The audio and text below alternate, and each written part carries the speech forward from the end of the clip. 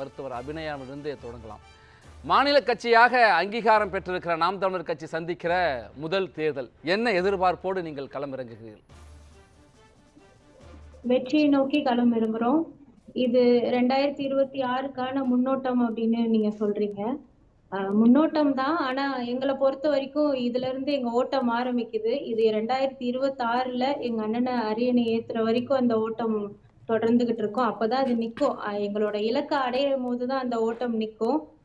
உறுதியா நம்புறோம். நாங்க வெல்வோன்றத உறுதியா நம்புறோம். ஏன்னா மாநில அங்கீகாரம் பெற்ற பிறகு நடக்கக்கூடிய இது முதல் தேர்தல் என்றதால மக்களிடம் எங்களுடைய ஸ்ட்ராட்டஜியே வேற மாதிரி இருக்கும். எங்களோட ஸ்டைல் ஆஃப் கேம்பெயினிங்கே வேற மாதிரி இருக்கும். இதுக்கு முன்னாடி நாங்க பண்ண கேம்பெயினிங் வேற. மக்களிடம் ஆக சிறந்த கருத்துக்களையும் எங்களுடைய கொள்கை கோட்பாடுகளையும் கொண்டு போய் சேர்த்தோம். இருந்தாலும் மக்களிடம் ஒரு எதிர்பார்ப்பு இருந்தது. இவங்களால என்ன பண்ணிட முடியும், இவங்க என்ன அவ்வளவு பெரிய கட்சியா, இவங்களுக்கு எல்லாம் ஓட்டு போட்டா அந்த ஓட்டு வீண் தானே, இப்படிப்பட்ட நிறைய ஒரு கேள்விகள் எங்க கட்சி மேலே இருந்தது, எல்லார் மேலேயும் இருந்தது. ஆனா இந்த தடவை அந்த கேள்வி இருக்காது. ஏன்னா மாநில அங்கீகாரம் பெற்றுடுச்சு கட்சி. ஒரு குழந்தைக்கு ஒரு இதய துடிப்பு வந்துருச்சு. அந்த குழந்தையை இப்ப பிரசவிக்கிறது மட்டும்தான் மக்களுடைய வேலை. அதை உறுதியா அவங்க செய்வாங்க. அதே போல திராவிட கழகத்தின் மேல் இருக்கக்கூடிய வெறுப்பு எல்லாமே இன்னொரு திராவிட கழகத்தின் மேல அவங்க வாக்குகளை கொடுக்க மாட்டாங்க. அதுக்கு மாற்றா இருக்கக்கூடிய நாம் தமிழர் கட்சிக்கு தான் இந்த ஓட்டுகள். அப்படியே தொடருங்க. மாற்றாக நாம் தமிழர் கட்சி களம் இறங்குகிறது. மாநில கட்சியாக அங்கீகாரம் பெற்றதற்கு பிறகு வருகிற முதல் தேர்தல் என்பதால் ஒரு உத்வேகத்தோடு தொடங்குகிறோம் என்று சொல்லியிருக்கீங்க. நீங்க தொடருங்க. இணைப்பு துண்டிக்கப்பட்ட இடையில நீங்க தொடருங்க அபிநயா. அதான் நாம் தமிழ் நாடாளுமன்ற தேர்தல் பொறுத்த வரைக்கும் அது ஒரு பிரதமர் வேட்பாளரை தேர்ந்தெடுக்கக்கூடிய தேர்தல் அப்படின்னு சொல்லப்பட்டுச்சு. கேக்குதா?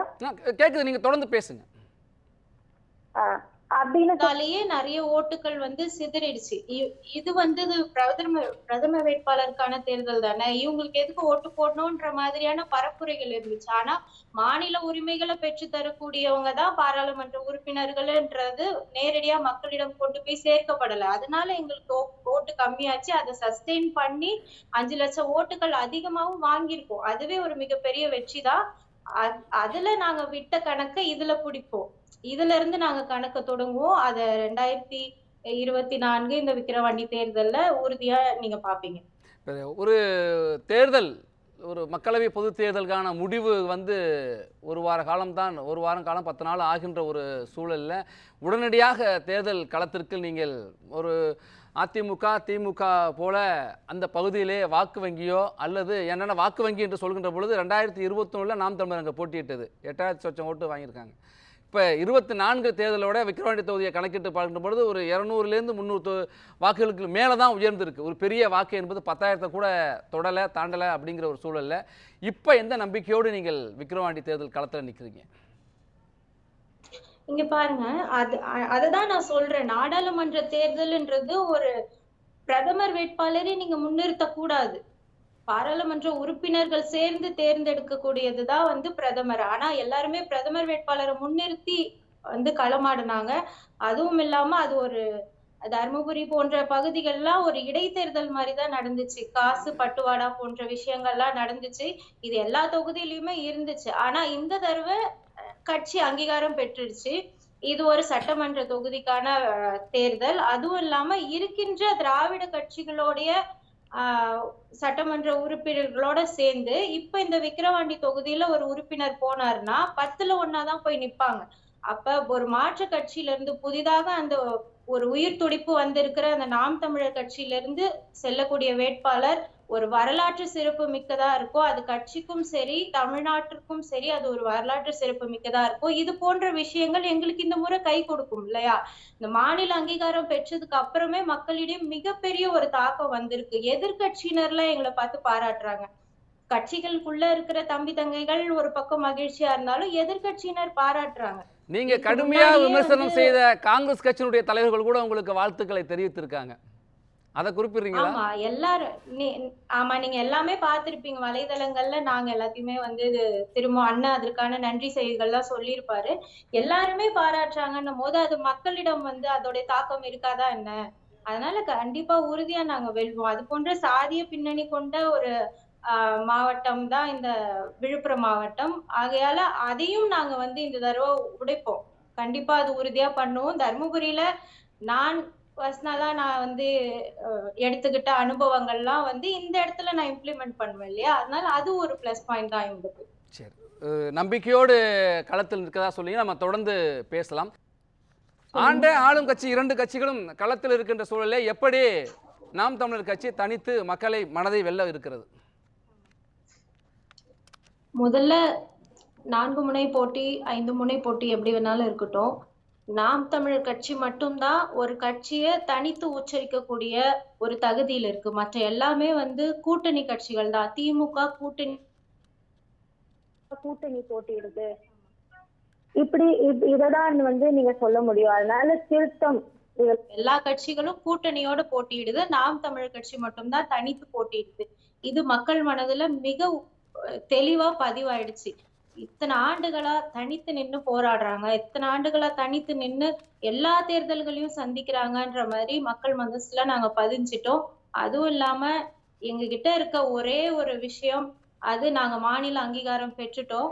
அத வந்து மக்கள்கிட்ட கொண்டு போய் சேர்த்தாலே நிறைய மக்கள் வந்து விழிப்புணர்வு அடைச்சிருவாங்க. நம்ம புறக்கணிச்சுமே நமக்கு முன்னாடி வந்து இவங்க வந்து நிக்கிறாங்க, மாநில உரிமை பெற்று நிக்கிறாங்க. அப்ப நம்ம கொஞ்சம் நம்பி ஓட்டு போட்டோம்னா இவங்க நமக்கான ஒரு குரலா பிரதிபலிப்பாங்க. சட்டமன்றத்திலயும் சரி, பாராளுமன்றத்திலயும் சரி, இவங்க நமக்கான ஒரு குரலா இருப்பாங்க. அந்த உறுதித்தன்மை பாக்குறாங்க இல்லையா?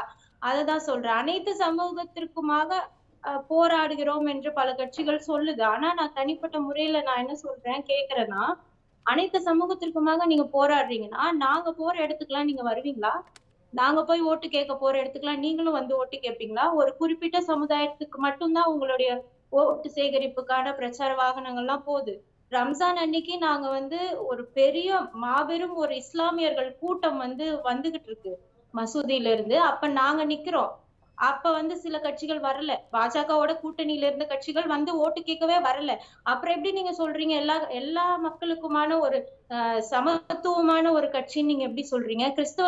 கிறிஸ்தவர்கள் கிட்ட நீங்க ஓட்டு கேட்கல. ஏன்னா வாக்கு வராது, சிறுபான்மையினரோட வாக்கு வராது. அதுதான் நாங்க சொல்றோம். இந்த மாதிரியான அதிருப்திகளோட வாக்குகள்லாம் அது நாம் தமிழர் கட்சிக்கு தான் வரும். ஒரு திமுகவிற்கு மாற்றாக அதிமுகவை தான் இத்தனை வருட காலங்களா இருந்துகிட்டு இருந்தது. ஆனா இப்ப மக்கள் தெளிவா இருக்காங்க. திமுக இல்லையா, அப்ப யாருக்கு போடலான்னும் போது அந்த இடத்துல இருக்கிற கட்சி இப்ப ஆப்சென்ட் ஆயிடுச்சு. அதிமுகக்கு இன்னும் வேட்பாளரை அறிவிக்கல. அப்படி இருக்கும்போது அதிமுகல யாரு வந்து இப்போ தலைவரா இருக்க போறாங்க, பொதுச் செயலரா இருக்க போறாங்க, அந்த கட்சியில யாரு வந்து கூட்டணி சேர போறாங்க, வெளிப்படையாவே ஒருத்தவர் வந்து கூட்டணிக்காக கேக்குறாருன்றதெல்லாம் அந்த தலைவர்களே வந்து ஒப்புக்கொள்றாங்க.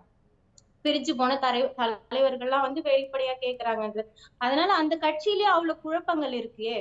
அது வந்து அவங்க எப்படி ஈடு கட்டி ஒரு தேர்தல்ல சந்திச்சு அதை வெற்றியா மாத்துவாங்க. இது மக்கள்கிட்டயும் வந்து பிரதிபலிக்கும். அதனால ஒரு வெற்றிடமா தான் இருக்கு. ஒரு எதிர்கட்சின்ற இடம் வெற்றிடமா தான் இருக்கு. அதை வந்து நாம் தமிழர் கட்சி பூர்த்தி செய்யும். இந்த தடவை எதிர்கட்சியா மாறினாலுமே எதிர்கட்சியிடம் வெற்றிடமாக இருக்கு. அதிமுகவுக்கு எப்படி ஒரு திண்டுக்கல் இடைத்தேர்தலோ அது போல நாம் தமிழர்களுக்கு விக்கிரவாண்டி இருக்கும்னு சொல்ல வர்றீங்க? கண்டிப்பா உறுதியா இருக்கும்.